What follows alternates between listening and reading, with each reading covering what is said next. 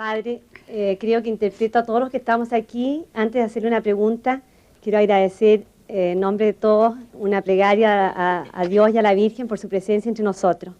Y darle gracias también por ser el fundador del Opus Dei, que nos trae tanta alegría a nuestras almas. Ahora, si puedo, mi pregunta en realidad son muchas las que quería hacerle, pero parece que puedo hacer una nomás. Ese preámbulo necesita que yo lo conteste primero. Después me haces todas las preguntas que te dé la gana. Gracias, Padre. Primero, yo no he fundado el Opus Dei. El Opus Dei lo ha hecho, es cosa del Señor. Y yo no he sido más que estorbo. ¿Está claro?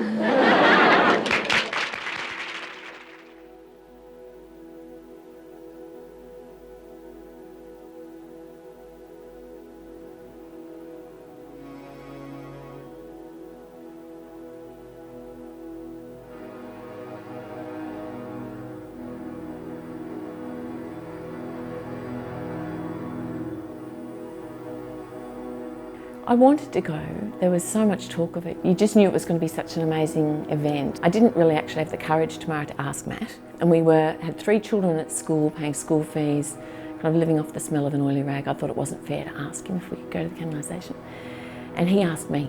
So he bought our tickets, the 3 children and the 2 of us, using frequent flyer points. I was in year 8 at the time, and they asked, would you like to go to the canonisation? And I hate to say it, but I was actually kind of going, yes, free trip to Europe. At the time we went to the canonisation, we were recently married. I was still struggling to come to grips with having a wife and a mortgage and how to make ends meet. Well, we were very fortunate to be able to go to canonisation. Something happened preceding that was my wife's best friend actually passed away from cancer in 2001. And she actually gave my wife part of her legacy. Because we were just a young family, we had 3 young children. Financially it would have been very difficult. But then this actually happened, and I guess we saw it as a bit of a sign that God wanted us to go. I guess it's one of these things you think about for a while and think this is an event, you'll always regret missing if you had a chance to go. So I kind of made up my mind I was going to find a way to get there, so I did. We would have loved to take our whole family and be there at the canonisation, but it was not possible to do so at that time. And when we heard that the school was sending a group of students, my husband suggested to me that we should send our eldest daughter, who was barely 14 at the time, I think. When you go to Rome and there's this massive people, in the way that you would see a massive crowd for a sporting event or a big celebrity, just seeing sort of how the Pope was treated, almost like not as an old man, but as almost like a rock star that everyone wants to be next to, and gave me that impression that the faith was one truly alive in the world. There was, I think, 800,000 people they said was there, and you saw so many people from so many walks of life. And we were right next to this Spanish group, and I remember they put up their guitars and they were singing these beautiful songs to Our Lady. I couldn't speak a word of Spanish, but you knew the hymns, you knew the songs, you're like, oh, I know that song. So everyone around was joining in. So it's this beautiful kind of collective worship to Our Lady. Our spot was right below the papal apartments where the Pope was. Someone opened up the windows, you could see the veil of the curtains blowing, and we all started going crazy. We were going, Viva la Papa. It's a very small moment, but for me, I kind of went, this is so incredible. This is what the church is about. All I could remember is there are so many people and they're all happy. Everything is peaceful and friendly, whether you know them or not. And I said, it must be like heaven on earth. That's how I felt anyway. After the canonisation, we went to the Piazza Navona, sitting there in the piazza and everybody having a bite to eat and a glass of wine and the kids playing in the fountains. And it was then that there was a photograph taken. The mum that took the photograph said to her husband, oh, wouldn't they make a lovely couple one day, those children, and a couple of the kids in the photo.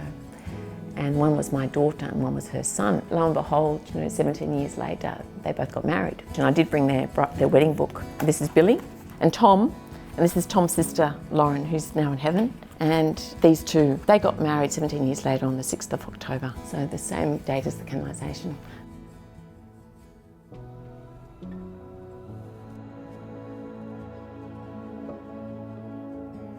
A canonisation is where the church publicly recognises the sanctity of an individual. We're human beings, right? We need to be able to understand things, and most of our understanding, comes through these senses, right? So I think to have examples like St Josemaria or any of the other saints put in front of you, where the church, firstly, we know goes to a lot of trouble investigate people's lives and make sure that they meet the requirements, so to speak. After an exhaustive study of their life, what they've done, their virtues, it's sort of the church being able to stamp its moral authority saying, we believe that this person is in heaven. The saints also, because the church is telling us that they are there in heaven, then become intercessors for us. Previous year, in 2001, my husband fell seriously ill and he was in hospital. And there were times when things didn't look good for him at all. But thanks to the prayers of many people here in Australia and all over the world, said the prayer card to the then blessed Josemaria. We implored him to intercede and my husband recovered completely. I guess another question might be, why would we canonize people? Most importantly, to give us all the examples, so to be able to see that actually these people did struggle and did live a very holy life. And St Josemaria is one of a great multitude of saints which provides us examples from all eras of time of how to live a good and holy life. It's like a seal of approval that whatever God has revealed to him or her, that we could confidently follow that path. And St Josemaria was quite clear on this. He wasn't inventing anything. He received what he saw as Opus Dei from God and then spent his life trying to put it into practice. And so it gives us great confidence if we're trying to live according to that teaching, that it is something that's valid and that's come from God. Antes de la caída, nos dice el Génesis que el hombre había sido creado utoperaretur, para que trabajara. Y la obra viene a hacer del trabajo una oración, a santificar el trabajo, a que nos santifiquemos con el trabajo, a que santifiquemos a los demás con el trabajo. Si somos humildes y no nos salimos de nuestro fin, y somos contemplativos en la calle y en la plaza, y en el taller y en la universidad y en el campo y en el hogar doméstico, todo andará bien, no te preocupes. So the truth is that anyone can become a saint. A great theologian can do that, a priest or a religious can do that, and an ordinary person can do that by living the details of their ordinary life with great virtue and struggling to be the best that they can. Que eres tan modestamente cristiano que crees que no lo santificas bastante.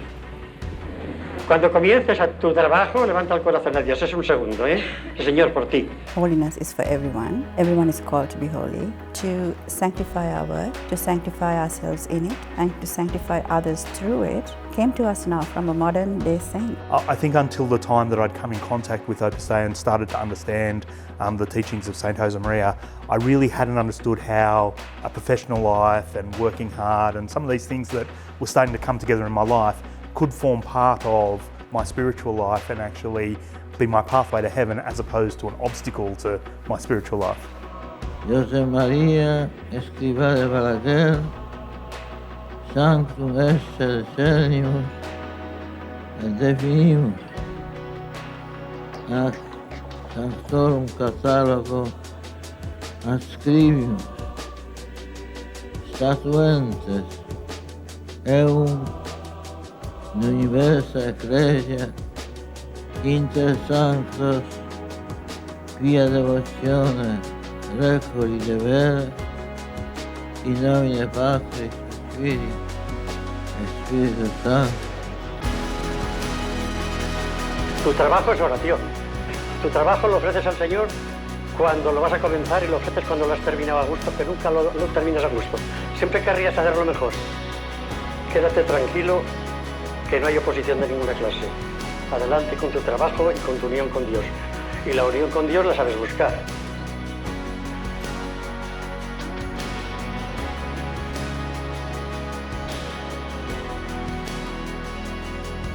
Pero algunas veces el trabajo resulta no demasiado cristiano, porque van solo detrás del dinero. Tú, que quieres ser muy buena cristiana, procura enseñar a los hombres de tu casa, desde los chicos pequeños a los mayores, a contar con Dios en el trabajo, a santificar el trabajo, a hacerse santos a través del trabajo, a hacer el bien de santificar a los demás con el trabajo.